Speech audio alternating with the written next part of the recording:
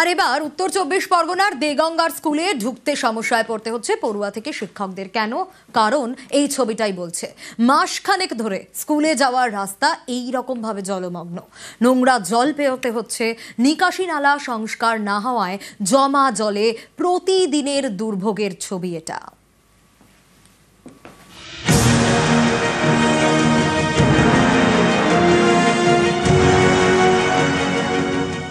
দেগঙ্গার বেড়াচাপা দেউলিয়া junior basic school. সরকারি এই স্কুলে ঢুকতে রাস্তা দিয়ে হাঁটা যাচ্ছেই না। এভাবেই রাস্তার পাশে রাখা ইটের উপর পা দিয়ে স্কুলে যেতে হচ্ছে পড়ুয়া, অভিভাবক এবং শিক্ষকদের। বাইকে যেতেও পড়তে হচ্ছে সমস্যায়, কারণ রাস্তাটাই তো জলের তলায়। এ ছবি একদিন দুদিনের নয়, অভিযোগ মাসখানেক হলো স্কুলে যাওয়ার রাস্তায় বৃষ্টির জমা জল। জল থেকে নোংরা গন্ধ বেরোচ্ছে আর আসতে অসুবিধা হচ্ছে। সব জায়গায় জল। কি চাইছো তোমরা? এগুলো পরিষ্কার করতে। আমাদের স্কুলে যে জল জমে আমাদের ভালো লাগে না, আমরা রাস্তায় আসতেও আমাদের অসুবিধা হয়। স্কুলে যদি সাপ পোকামাকড় থাকে তাহলে যদি আমাদের কামড়িয়ে দেয়, ওই জন্য আমাদের স্কুলে আসতে বর্ষাকালে আমাদের মারা বারণ করে। আমরা যে রাস্তা দিয়ে স্কুল থেকে বেরোই বা আসি, সেই রাস্তায় যখন প্রচন্ড বৃষ্টি হয় তখন জল উঠে যায়। বৃষ্টির জল জমে স্কুলের মাঠেও। এভাবে যাতায়াতে দুর্ঘটনার আশঙ্কায় অভিভাবকরা। জমা জল থেকে রোগভোগ ছড়ানোরও ভয়। বাচ্চাদের সামনে এটা খুব অস্বস্তিকর। একটা বাচ্চাদের স্বাস্থ্যের বিষয়টা আমাদের মাথায় রাখা উচিত। এই সময় ডেঙ্গু, ম্যালেরিয়া দেখছেন আপনারা, হসপিটালে শয়ে শয়ে বাচ্চা ভর্তি হচ্ছে। আজকে এই বাচ্চাগুলোর দায়িত্বটা কে নেবে, এটা তো আমরা বুঝতে পারছি না। দেগঙ্গায় বেড়াচাপা দেউলিয়া জুনিয়র স্কুলে ক্লাস 1 থেকে 4 পর্যন্ত 450-র বেশি পড়ুয়া। এলাকায় এই স্কুলের সুনাম রয়েছে, কিন্তু স্কুলের সামনে নোংরা জমা জল নিয়ে বিস্তর অভিযোগ। বাচ্চাদের তো স্বাস্থ্য খারাপ হওয়ার সম্ভাবনা থাকেই, কারণ এখন ডেঙ্গু বা ওই ধরনের চিকুনগুনিয়া যেটা জলবাহিত, মশাবাহিত, তো সেটা হওয়ার সম্ভাবনা আছে। বা জল থেকেও অনেক রকম, পচা জল থেকে অনেক রকম সমস্যা হতে পারে। বাচ্চাদের বারণ করে আটকে রেখে কোনো রকমে আমরা স্কুলটা চালাচ্ছি। এতে আমাদের একটা সংশয় থেকেই যাচ্ছে। কোনো বাচ্চা অসুস্থ হলে দেখা যাবে অভিভাবকরা আমাদের উপরেই চড়াও হবে।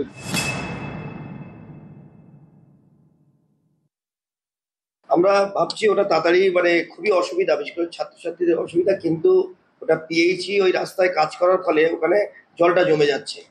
তো আমরা পিএইচি কে বলেছি খুব তাড়াতাড়ি রাস্তাটা ঠিক করে দেবে, এবং ভেতরে যে জল জমছে ওখানে আমরা বেড়াচাপা 1 পঞ্চায়েত এবং আমাদের পঞ্চায়েত সমিতি যৌথভাবে চেষ্টা করছি ওর ভেতরে মাটি দিয়ে যাতে জলটাকে অপসারণ করা যায়।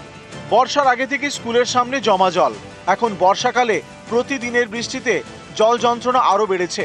নিকাশি সমস্যা দ্রুত সমাধান চাইছে পড়ুয়া, অভিভাবক থেকে শিক্ষকরা। দেগঙ্গা থেকে জিয়াউল আলম, নিউজ 18 বাংলা। আর এবার যে খবরে নজর রাখবো, এসএসসির চাকরিহারা শিক্ষাকর্মীদের ভাতায় স্থগিতাদেশ দিল কলকাতা হাইকোর্ট। 26শে সেপ্টেম্বর পর্যন্ত ভাতা দিতে পারবে না রাজ্য সরকার। নির্দেশ কলকাতা হাইকোর্টের বিচারপতি অমৃতা সিনহার।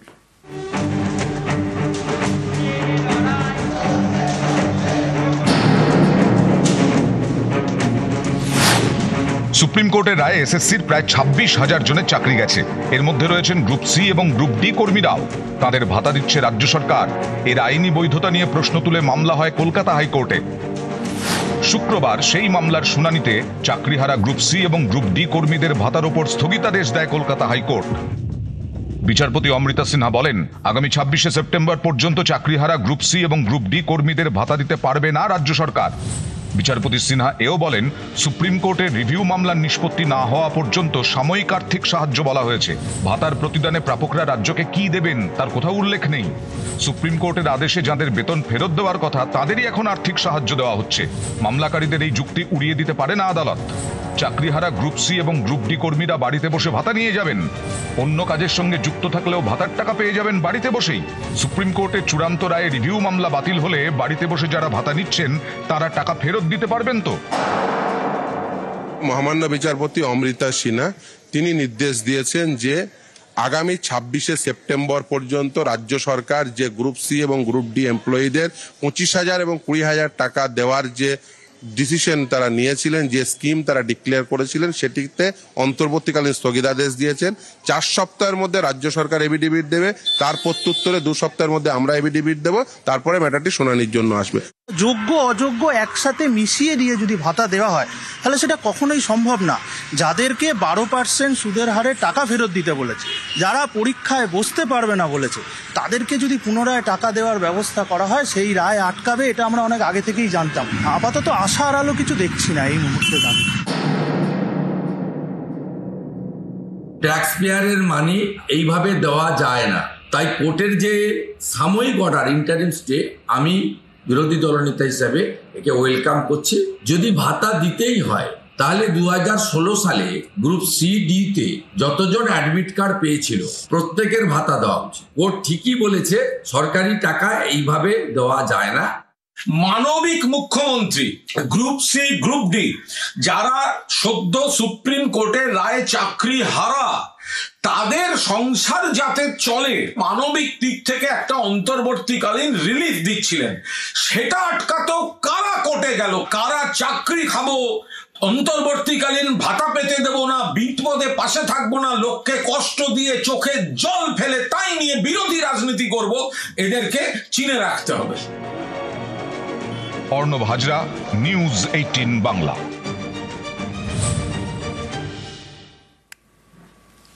এ যেন কেঁচো খুঁড়তে কেউটে। কেন এ কথা বলছি? কারণ ভুয়ো বার্থ সার্টিফিকেটের তদন্তে এবার খোঁজ পাওয়া গেল ভুয়ো ডেথ সার্টিফিকেটের। কোথায়? গোসাবার পাঠানখালী পঞ্চায়েত থেকেই 500রও বেশি জাল ডেথ সার্টিফিকেট ইস্যু হয়েছে। সেগুলি বাতিল করতে স্বাস্থ্য দপ্তরে চিঠি দিয়েছেন দক্ষিণ 24 পরগনার মুখ্য স্বাস্থ্য আধিকারিক।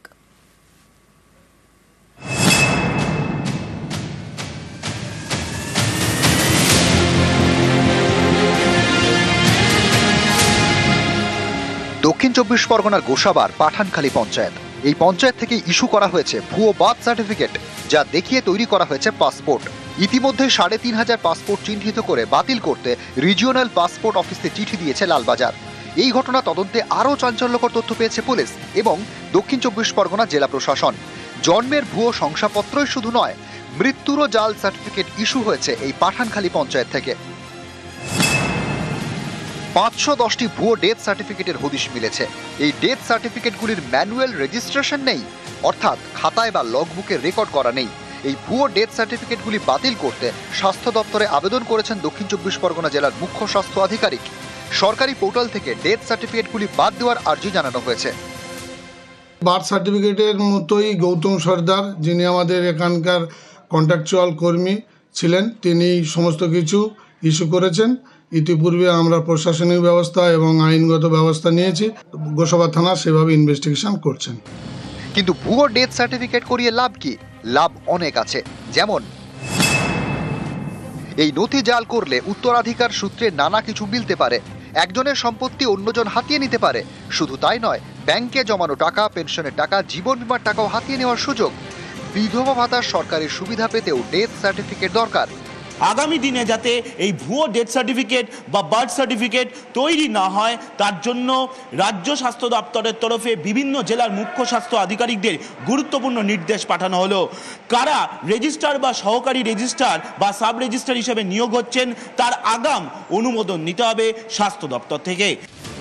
ভুয়ো বার্থ সার্টিফিকেট ইস্যু করতে মোটা টাকা তুলতেন গোসাবার পাঠানখালী পঞ্চায়েতের চুক্তিভিত্তিক কর্মী গৌতম সর্দার। তিনি এখন পুলিশ হেফাজতে। গৌতমকে জেরা করে এবার বাসন্তী থেকে পুলিশের জালে সেখানকার একটি নার্সিংহোমের মালিক রহমাতুল্লাহ মোল্লা। তদন্তে পুলিশ জানতে পেরেছে রহমাতুল্লাহ মোল্লা বাসন্তীর সোনাখালীর বাসিন্দা। সরকারি পোর্টালে তার নার্সিংহোমের ঠিকানা দিয়ে জাল বার্থ সার্টিফিকেট ইস্যু করা হতো পাঠানখালী পঞ্চায়েত থেকে। সোমরাজ বন্দ্যোপাধ্যায়, অনুপ বিশ্বাস, নিউজ 18 বাংলা।